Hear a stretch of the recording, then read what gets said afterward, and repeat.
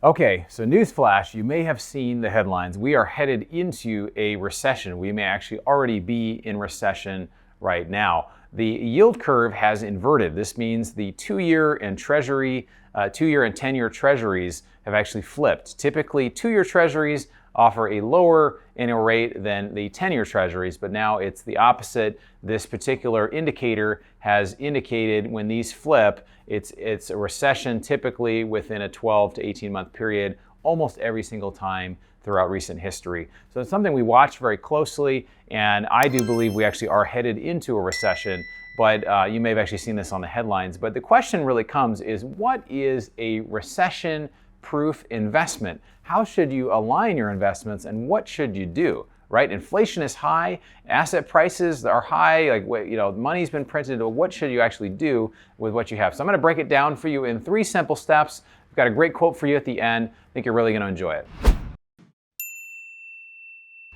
Okay, so getting started here, disclaimer, I am not an investment advisor. I'm not your investment advisor. These are just simply my opinions. Get your own investment advisor or own advice when it comes to investing. So first thing, we are headed into a recession. The yield curve has inverted, and let's talk for a minute about interest rates, why they are rising. They are continually rising. The Fed in the past for a while has been buying assets, $120 billion per month. Some of it's mortgage-backed securities, which has kept interest rates for single family low. They've also been buying treasuries, which has kept interest rates low. They've only raised interest rates very, very minimally, 0.25 to 0.5%, at least at the time of creating this video.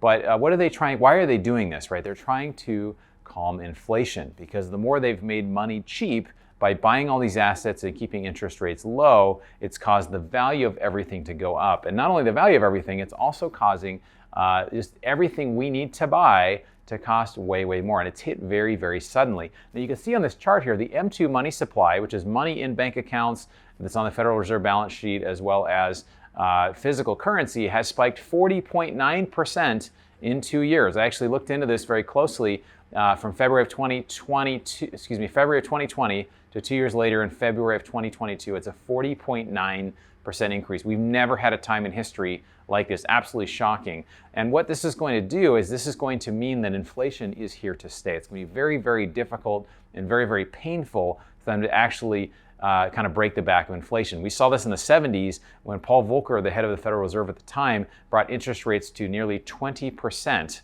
You think about that for a minute, 20%. You think 5.5% is high, or 7 or 8%, 20% to try to break the back of inflation. So I don't know if that will happen. I just know that it'll be very painful. I think we're headed for a time of stagflation, which is basically going to mean that maybe the economy gets worse. We're in a recession. Unemployment is high. It's difficult, and inflation continues to rise.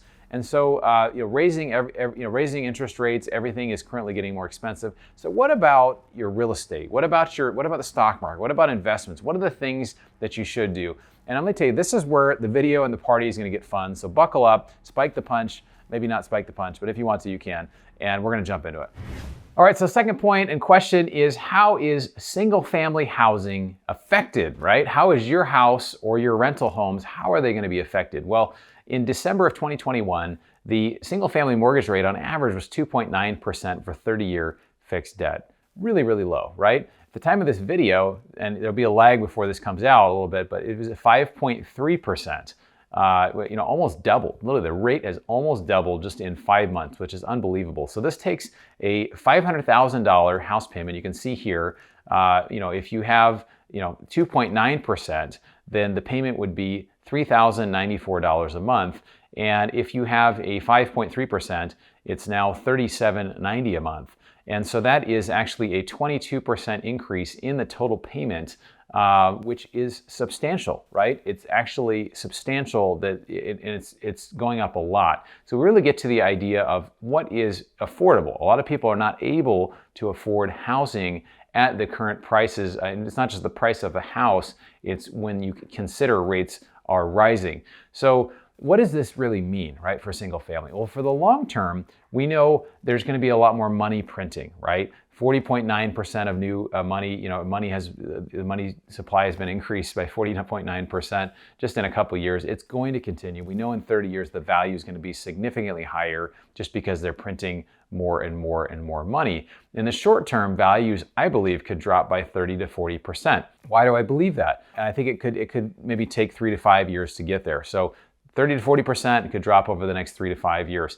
The reason I believe this is because if you look at the Great Recession, in 2007, single-family house prices started to decline, but they didn't reach their lows until Q1 of 2012. So that was 5 years later, right? And some actually started declining even before 2007. So it took a long time. So in LA, we saw a 5-year decline before things started coming back up. Now, again, I could be wrong on all of this, but I think that, short term, when rates rise, affordability goes down. But if you have 30-year fixed debt and you don't have to sell, you can ride that out for the long term. That's going to be just fine. So these houses are going to perform just fine over the long term. Now, in the short term, you just have to be able to weather that, make sure that you have long-term fixed debt. And really effectively, it becomes a way to short the dollar, right? Where if you have 30-year fixed debt, the asset is not necessarily the house, it is the loan. I have friends that have 30-year fixed debt, 2.5%.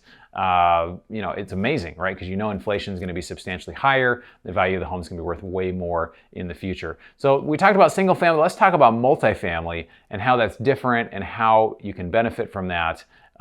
We'll talk about that. All right there. So we talked about single family. How is multifamily affected, right? Well, people think this all the time, and I hear this as, oh, how is the real estate market, right? Bronson, you work in real estate. How's the real estate market? And I said, well, real estate, there's really no real estate market, right? There's single family, there's multifamily, there's in the city, there's in suburbs, there's self-storage, there's mobile home parks, there's commercial, there's industrial, there's, short-term rentals, there's land, there's farmland, there's all kinds of different things. So it kind of irks me a little when people say, how is the real estate market?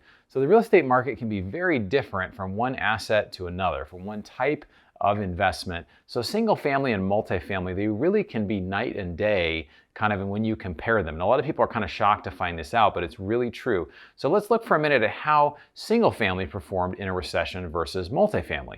Now you can see on this chart here that in 2009, the worst point of the Great Recession, single family had a 4% default rate or delinquency rate, which means 1 in 25 homes nationally were in default or delinquency, which means they were behind on their payments. At the same time, that line at the bottom shows that multifamily was 0.4%, so it was 10 times less. This is large multifamily, 60 units or more. So you look at, what happens in a recession is people, if they lose their houses, where do they go?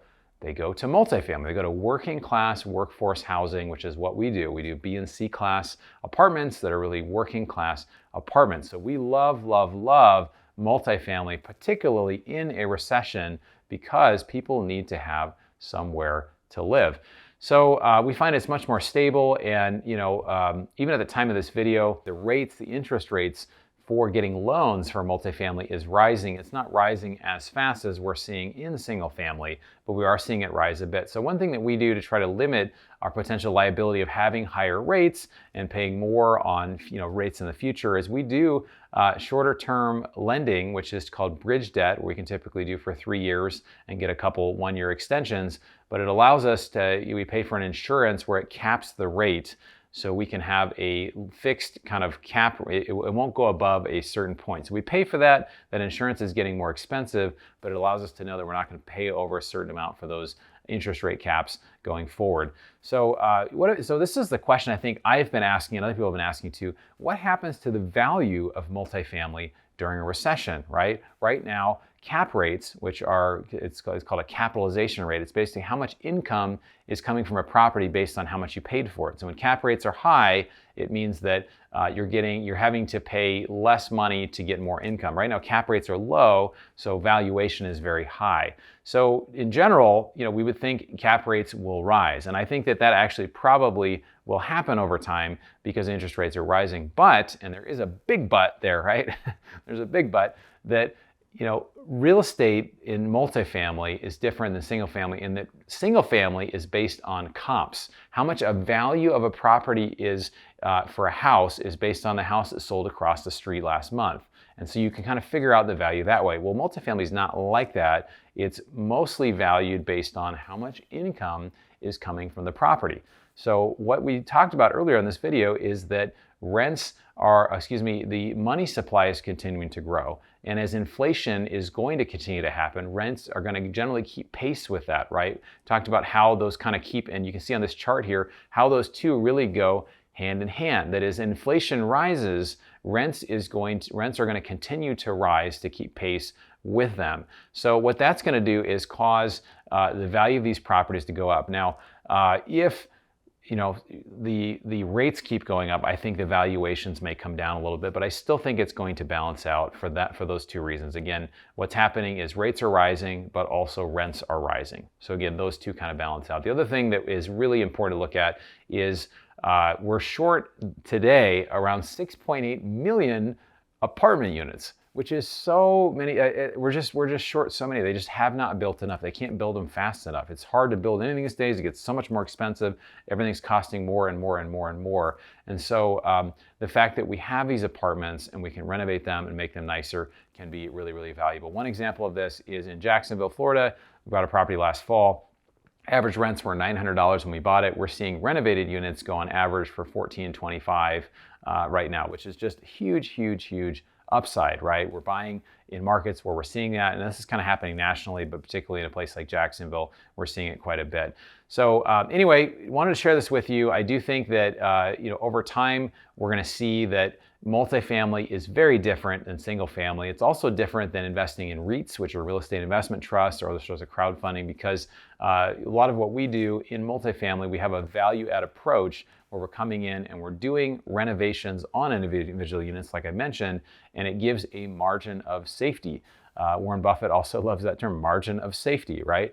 You own a REIT, you're buying brand new apartments. If there's a recession, rents go, if there's a struggle with the property or people move down from Class A apartments to more working class, Class B or C apartments, those rents may actually go down. And also, there's no real way they can really increase the value just by doing renovations versus what I mentioned, we're buying these apartments that the rents are already low. We can do that forced appreciation and increase the value that way. So the conclusion of all this is if you have a fixed rate or single family, consider keeping it, knowing value could dip in the next 3 to 5 years, and then consider getting into multifamily versus cash just sitting in a bank. You could be losing 8.5% to 20% per year, depending on what you think inflation is. So I want to share this quote from you from Charlie Munger, who is the longtime partner of Warren Buffett. Again, this is kind of a Warren Buffett episode, I guess, but he says, time in the market is more important than timing the market. And I think that's really true. Whether it's stocks or it's multifamily investing, we actually allow for investors to come and join us passively on our deals. We have an investment club. You can check out the details below, and you can hear about our upcoming deals. We're doing some really exciting deals these days and love to build a relationship with you and be able to get you on our investment list. If you're interested in checking out this video, this is my friend Russell Gray talking about the inflation endgame. Where is all of this headed? Where are we actually going? Check out this video up here. And then I want to know from you in the comments, how are you preparing for recession? Stick that down below. Thanks for taking the time to educate yourself. Look forward to seeing you on the next video.